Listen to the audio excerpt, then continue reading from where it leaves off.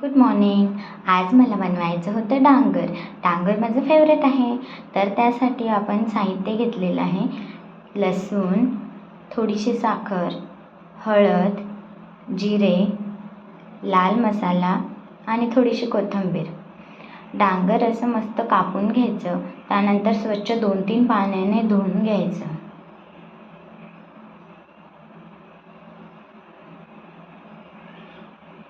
त्यानंतर कढई तापत ठेवायची व त्यामध्ये 1 पळी तेल घालायचं आणि थोडंसं जिरं टाकायचं. जिरं थोडंसं फुललं की लसणाच्या पाकळ्या टाकून द्यायच्या. त्याही मस्त ब्राऊन झाल्या की त्यामध्ये आपण टाकूया हळद आणि लाल मसाला. मसाला थोडासा तळला की त्यामध्ये डांगर टाकून द्यायचं